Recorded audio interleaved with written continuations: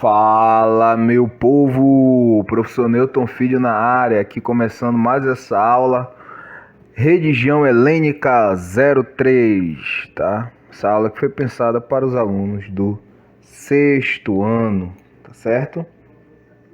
Então, se você é aluno de uma das escolas onde eu atuo como professor de ensino religioso, ou do Luiz Nunes Direito, o Neide de Souza Tavares, Manuel Saturnino de Andrade Favacho e Instituto Bom Pastor, tá?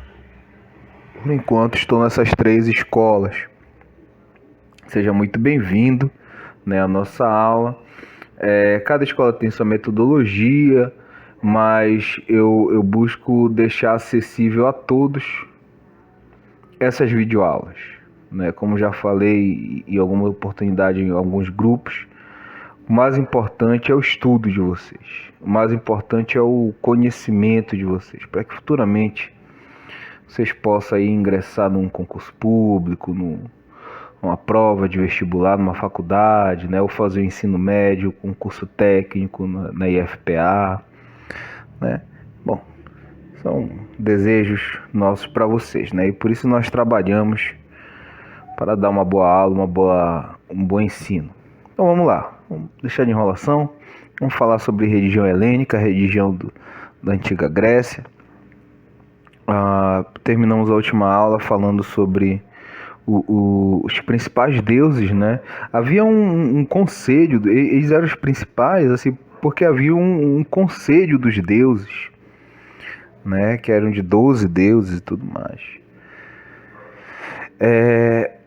Mas a gente vai voltar a falar sobre isso de principais depois, tá? Vamos ver aqui. Os gregos cultuavam os deuses de acordo com a sua necessidade, tá? Vou logo colocar aqui uma imagem do deus Poseidon, né? O senhor dos mares.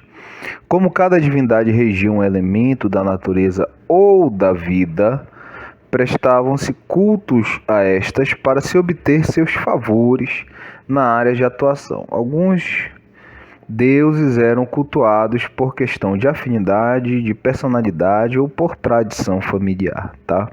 Então, a pessoa não conseguia engravidar, fazia um culto à deusa da fertilidade.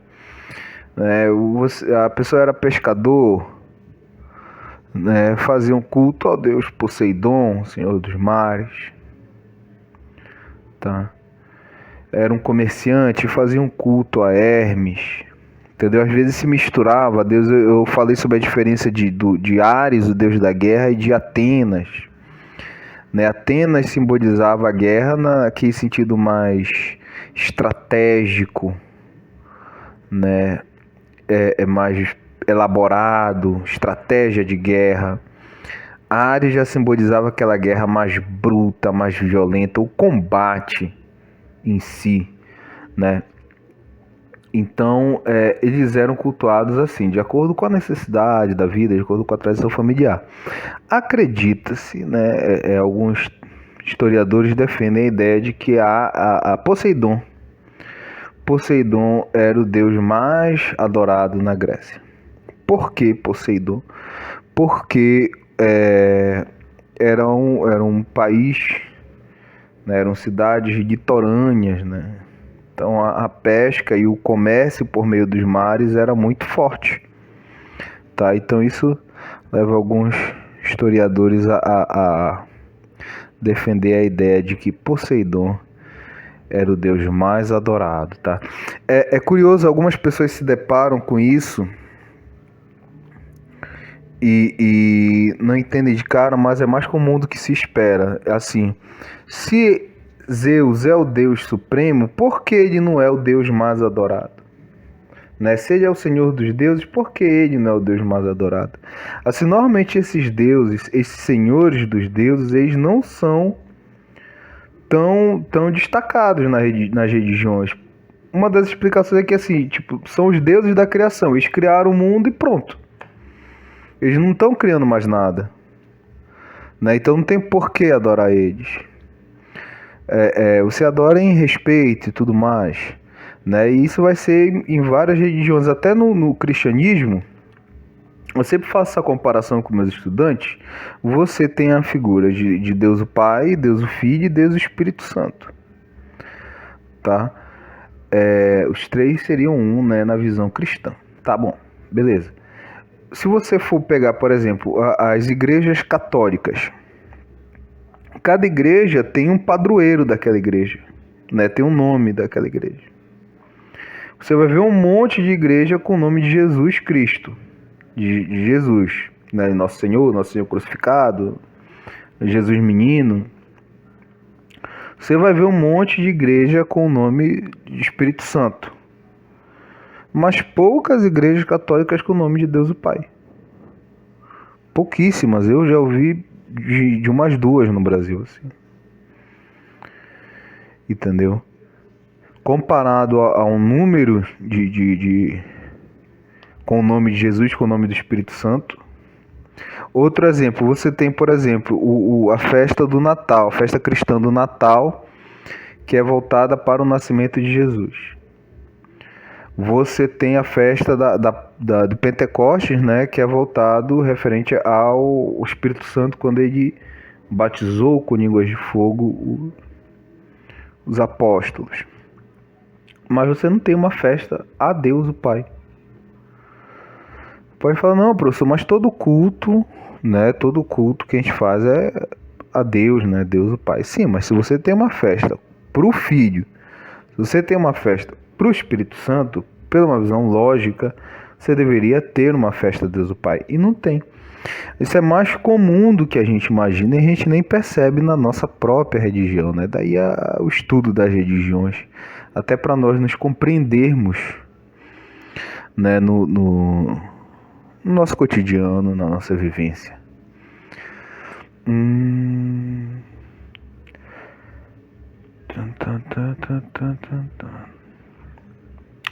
Porém, havia uma crença muito marcante permeando todo o pensamento grego, a crença no destino. Tá, vou já colocar aqui mais uma imagem. Ai.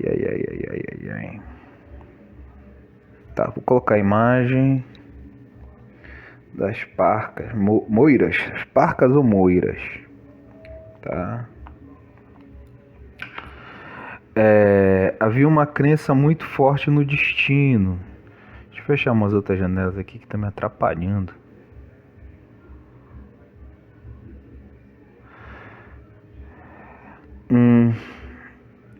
Acreditava-se que cada um nascia com o destino traçado, o qual era tecido numa tapeçaria pelas parcas, tá? Ou moiras também. Três senhoras, possivelmente simbolizando o presente, o passado e o futuro. O próprio Zeus as temia, pois nem o Senhor dos deuses poderia fugir do seu destino. Então isso você vai ver muito marcante nas lendas gregas, na mitologia grega, né, que vão ser retratadas em peças teatrais.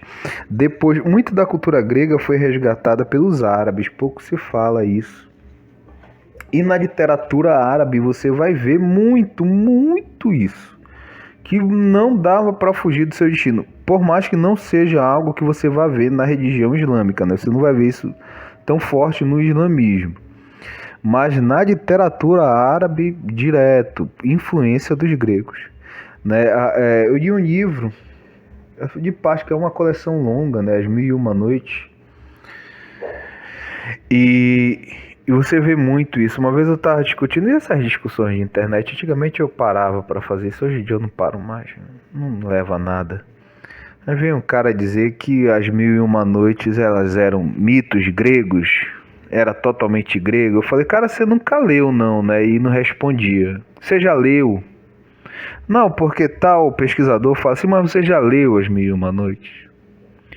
As Mil e Uma Noites é muito árabe, assim, é da cultura árabe forte, mas você percebe que existiu influência grega, existiu com certeza nessas formas de pensar, mas assim, toda ela é árabe, só lendo, viu? Só lendo as Mil e Uma Noites, é um clássico maravilhoso. Não recomendo para vocês, do sexto ano, porque tem muitas cenas de violência, muitas cenas fortes, indecentes, literalmente não deixaria minhas filhas lerem na idade de vocês, mas quando ficarem adultos não tem problema, não. É uma boa leitura. É até estranho porque As Mil e Uma Noites sempre foi vendido, né, como literatura infantil, e quando eu li a primeira vez, meu Deus do céu, isso aqui não é para criança não, tá? Mas ela é vendida como literatura infantil. Eles cortam as partes pesadas e deixam as histórias bonitinhas, né? Histórias de amor, de aventura, né? Do Aladim e tudo mais. Tá, então eles acreditavam no destino, né? Ninguém poderia fugir do seu destino. Se você tentasse fugir do seu destino, você ia desgraçar a sua vida, tá? Ia acontecer uma coisa horrível com você. O que você podia fazer era aceitar o seu destino. Eu não sei se tem um filme que já é meio antigo já, né? Que é o Troia. Eu recomendo vocês assistirem. Eu vou ver se eu coloco as imagens desse. Eu não coloquei na primeiro, mas agora como eu tô gravando de outra forma, dá pra ir colocando. Eu recomendo, vocês podem assistir. Não sei se é tão pesado. Você pode assistir com o papai e com a mamãe, tá? Às vezes o que era pesado pra minha geração, pra você já é. Professor, isso aí eu vejo com meu pai, com a minha mãe direto. Mas eu recomendo vocês entenderem um pouco da história grega. E assim, tem o personagem principal no filme, né? O Aquiles, o grande herói, né? O semideus. Ele vai e mostra isso. Quando ele vai pra guerra de Troia, ele sabe que ele vai morrer. Ele já sabia que ele ia morrer. Mas ele não fugiu do seu destino, né? Ele não fugiu do seu destino. Ele foi para cima, né? Ele aceitou o seu destino, que ele ia morrer aí, e ficou sendo lembrado durante a eternidade. Tá, vamos prosseguir aqui. Tal crença, né? A crença no destino, tá?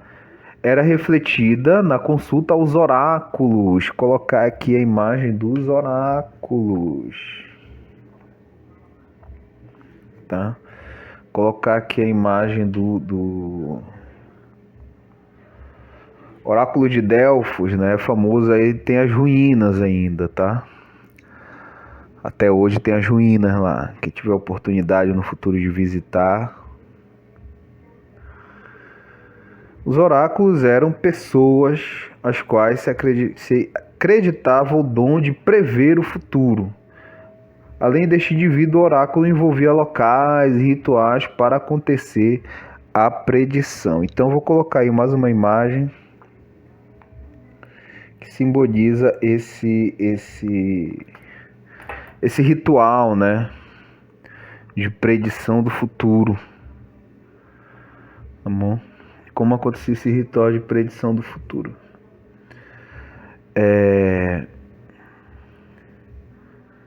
A predição era sempre envolta de mistério, sendo revelada de forma enigmática. Tentar fugir do seu destino sempre resultava em tragédia. Um bom exemplo disso é a história de Édipo, transformada em peça teatral por Ésquilo. Vou colocar aqui no canto direito uma referência de um vídeo Foca na História, que conta a história do Édipo. Tá, quem tiver paciência já me disseram, Newton, tu faz uns vídeos muito longos, não precisa ser de meia hora, a molecada não vai assistir. Gente, mas é a aula. O que é que eu posso fazer? Eu vou tentar dar uma diminuída, mas né, a gente tem que aproveitar o tempo, esse pessoal tem que estudar. Mas aí, quem tiver que se interessa, sempre tem alguns que se interessam mais sobre determinado assunto, né? A gente dá bastante material para ir além da aula, né? Além da pesquisa. É uma história também muito pesada de Édipo, tá? Muito forte. Inclusive, ela é uma peça teatral muito antiga, escrita por Ésquilo, né? Já existia a lenda e o Ésquilo, o mito, e o Ésquilo transformou em peça teatral. E tem uma vez eu vi uma reportagem sobre a época da ditadura militar. Hoje em dia tá muito em debate, né? Algumas pessoas têm defendido a ditadura, a censura, né? Havia censura, tá? E assim, não vamos entrar nesse debate, mas vamos algo bem focado aqui nessa história. Teve um diretor de teatro que contou a história que na época da ditadura ele estava encenando essa peça, né, do Édipo. Estava ensaiando com os atores e tudo mais, e foi um censor, né, um fiscal do governo, para liberar ou não a peça. E ele assistiu a peça e queria saber quem era esse Ésquilo que tinha escrito a peça. Tá? Sendo que Ésquilo viveu na Grécia lá por 450, 500 antes de Cristo. Né? Ou seja, era pessoas que eram postas para trabalhar com arte que não faziam a mínima ideia do que era arte. Né? Então, às vezes, fica complicado você defender isso. Tá? Tô falando algo bem específico, porque esse debate vai longe. Né? Meu objetivo aqui, nosso objetivo é falar sobre cultura grega. Tá? Religião grega. Tá bom? Mas é importante falar essas coisas, né? O mesmo coisa, olha, professor Newton, o senhor agora é responsável por administrar o setor de distribuição da Petrobras. Vou falir a empresa. O que é que eu sei de petróleo? Eu não sei nada. Nunca nem disse nada sobre. Entendeu, gente? É complicado. Sim, vamos prosseguir. Isso servia, em parte, para manter a ordem na sociedade. Porque assim, se você nascia pobre, o seu destino é ser pobre pro resto da vida. Se você nasceu para ser rei, não se preocupe que um dia você vai se tornar rei. Entendeu? Então você não tinha como fugir do seu destino, não tinha como forçar o seu destino. Você tinha que aceitar o seu destino. Tá? Então isso era uma crença que fortalecia a ordem social, né? Fazer com que as pessoas se conformassem. Hoje a nossa sociedade, é muito comum você ver pessoas que desde o início, não, eu quero mudar de vida, vou trabalhar, quero ter um futuro melhor, vou estudar, vou investir, né? Uma empresa para ganhar bem, por aí vai. Mas no passado não se tinha essa noção. Não tem como você mudar de vida. Você nasceu assim, você tem um destino e você vai ter que cumprir esse destino. Se você tentar mudar, é tragédia, né? Daí que vem a expressão tragédia grega. A gente já falou sobre teatro, e havia dois ramos no teatro grego, que era a comédia e a tragédia, né? Então a comédia era a vida do povo, as coisas engraçadas, né? E a tragédia era a vida dos ricos, dos reis, dos deuses, dos heróis. Sempre terminava em tragédia. E tragédia grega era a pior possível. Como a história de Hércules, que é enlouquecido pela deusa Hera e mata sua esposa e filhos. Quando acorda, ele já matou eles. A história de Jasão, que deixa sua esposa Medeia por uma mulher mais jovem, e Medeia vai lá e mata os filhos deles como vingança, né? Coisas horríveis, só assim. É daí para pior. Os gregos eram divididos em várias cidades-estado, e cada uma com um governo independente, unidos por alianças políticas. Então não era um país. Quando a gente fala cidades e estado, era porque cada cidade tinha a sua lei, tá? Cada cidade tinha a sua lei, tinha a sua norma. Então vou colocar aqui um vídeo do mapa do que seria mais ou menos. As fronteiras não eram como é hoje, bem divididinhas e tudo mais, não, tá? Então do que seria mais ou menos a Grécia, naquele período aí, várias cidades, só que cada cidade tinha a sua própria lei, tinha a sua própria norma e tinha acordos políticos com os outros, tá bom?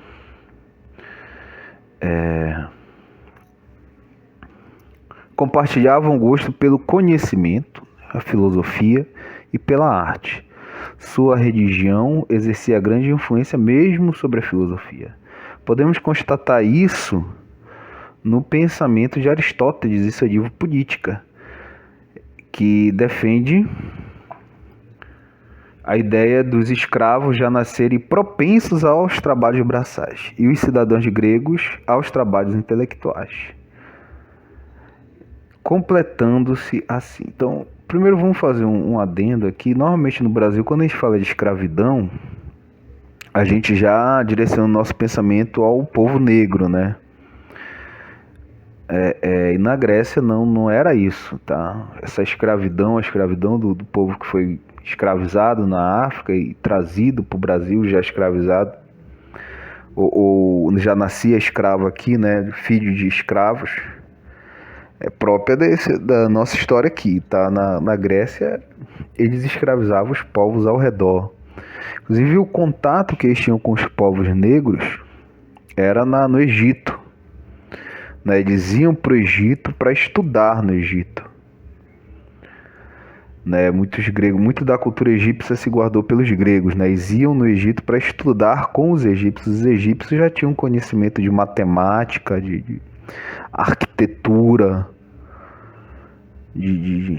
que era aplicado a matemática deles era aplicado na astronomia, na arquitetura, na irrigação.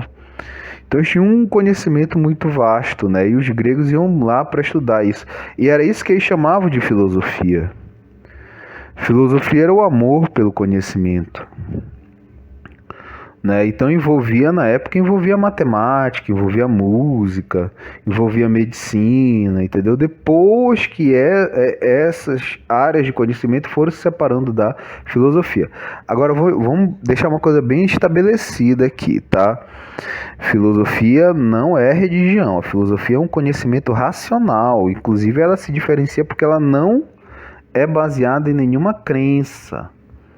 O que eu falo aqui é que você vê uma influência vou colocar aqui uma imagem de um filósofo, né? Tinha essas aulas ao ar livre. Então, você tinha essa influência do pensamento que vinha da religião, né? Mas não que ela fosse baseada na religião, tá? A filosofia ela se diferencia exatamente por não ser baseada na religião, tá certo? Mas houve uma influência com certeza desse pensamento do destino. Cada um já nascia com o destino, não tinha como você fugir o seu destino, tá? Outra contribuição dos gregos para a nossa mentalidade é a educação das crianças. Certamente os mais severos eram os espartanos, que separavam as crianças das famílias aos 8 anos de idade, quando começavam seu treinamento militar. Este treinamento tinha várias fases e acabava aos 30 anos, quando o homem se tornava um genuíno cidadão espartano. Destaque que essa educação era para os homens, tá? Professor, isso é machismo? Era. Sociedades antigas eram machistas, né? O que nós compreendemos hoje como machismo, né? Importante ressaltar isso. Mas essa ideia de que todo cidadão deve estudar, né, vem dos gregos também, que nós temos na sociedade hoje. Então, eu vou colocar aqui uma imagem do filme 300.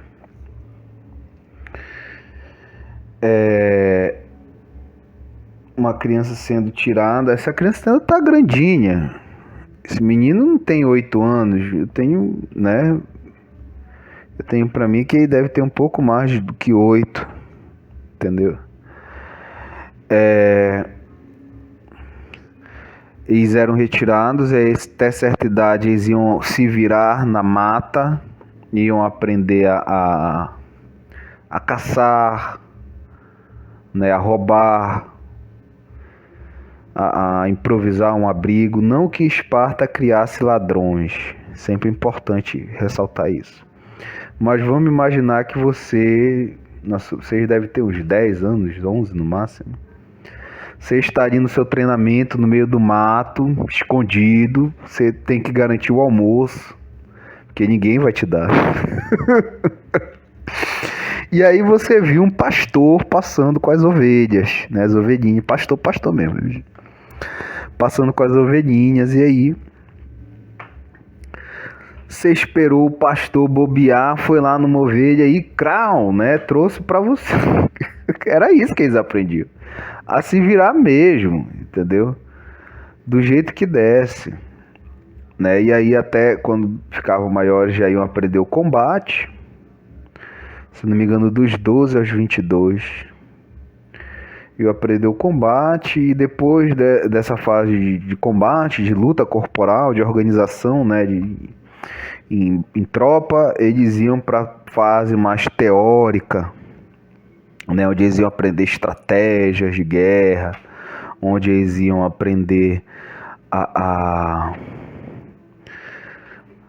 como comandar um pilotão, a drenagem de pântanos, fazer estrada, essa parte mais teórica. Até achei uma imagem aqui, vou colocar, que é a imagem de um cidadão espartano, né? Tem um nome essa pintura, foi atrás do nome, tá aqui, é o Licurgo, legislador de Esparta. É uma pintura do pintor Marie-Joseph Blondel. Não sei se o meu francês... Eu estudei um pouco de francês, não lembro quase nada. Ai. Um pintor francês, e mostra bem o que era o cidadão espartano, né? Aquele homem que tinha um conhecimento da política, da economia, do comércio, né? Mas também da guerra. Toda a sociedade estava baseada na guerra, tá bom? Achei muito interessante essa imagem, resume bem o que era o cidadão espartano, né? Parte de Roma da cultura grega. Pela arte também, né? Havia um apreço pela arte. Eu vou colocar aqui umas imagens de umas artes gregas, tá? Vamos já arrumando para o final da aula. Mais artes gregas, e vocês podem ver a riqueza de detalhes. Aí na segunda imagem um vaso onde uma pessoa toca uma flauta. Era uma flauta própria deles lá, tem um nome aí, não lembro o nome. E essa flautinha aí eles levavam inclusive nas batalhas, né? Estavam no meio da guerra lá, tinha um soldado tocando elas para animar as tropas no combate, né?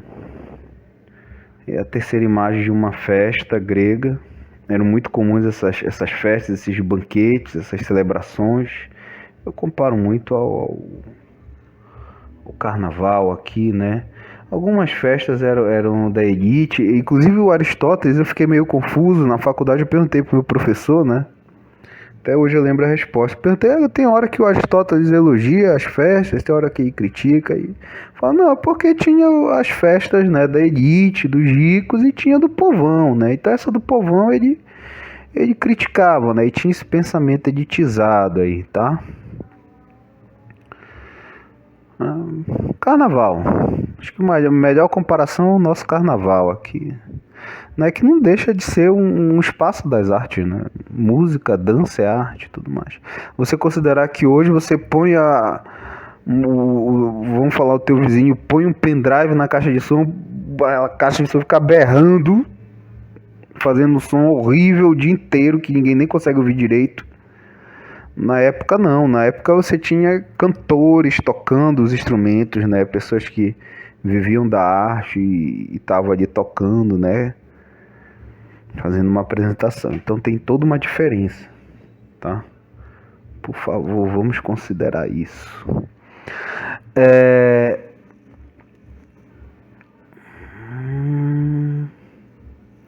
Quando o cidadão espartano terminava o seu treinamento lá para os 30 anos é que ele podia casar. Tá? E só se casava lá pelos 30 anos. Eu sempre eu falo meus alunos assim, na Grécia é importante a gente ver que essas sociedades antigas elas tinham um período, tinham um tempo diferente. Tá? Então as mulheres, quando elas casavam muito jovens, né? Lá pelos seus 12 anos. Que para nós hoje é uma criança. Tá? Apesar de algumas meninas com essa idade já quererem namorar, se amigar, algo que eu sou totalmente contra, tá? Né? Na Grécia era comum. E aí os alunos me perguntaram, professor, o senhor pode me dizer se elas casavam com alguém da idade delas ou com alguém mais velho? Fala, olha, né, depende do local, né? E pode ser que em alguns locais houvesse acordo de família, ó, minha filha vai casar com teu filho tá fazendo 12, ela também se casasse as crianças. Mas em Esparta, onde o cidadão chegava à idade adulta, né, a idade de cidadão espartano lá pelos 30 e pouco, ia ser bem comum você ver um homem de 30 e poucos anos, um senhor casado com uma criança de 12. Né, eu acho importante a gente apontar não só as coisas plausíveis da sociedade, mas aquelas coisas que devem ser revistas, porque a gente ainda vê na nossa sociedade hoje, né? Já vi casos, moça de 17 grávida de um cara de 40, eu não quero julgar nenhum caso específico, mas gente, são vidas totalmente diferentes, né? Rumos totalmente diferentes. Tá? Acho que nem cabe, até por ela ter 17, até uma questão legal isso, né? Isso eu vi no hospital, moço que ia ter filho, tava pronto para ter filho de um cara de 40 anos. Vamos rever, né, essas atitudes, tá bom? E vamos terminar aqui a nossa aula colocando uma imagem, que é a imagem de Aristóteles, né, o filósofo, lecionando para Alexandre o Grande, Alexandre que foi um conquistador.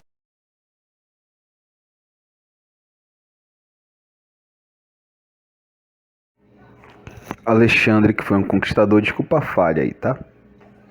Foi um conquistador e na sua juventude teve como professor Aristóteles. E conquistou grande parte do mundo conhecido, né?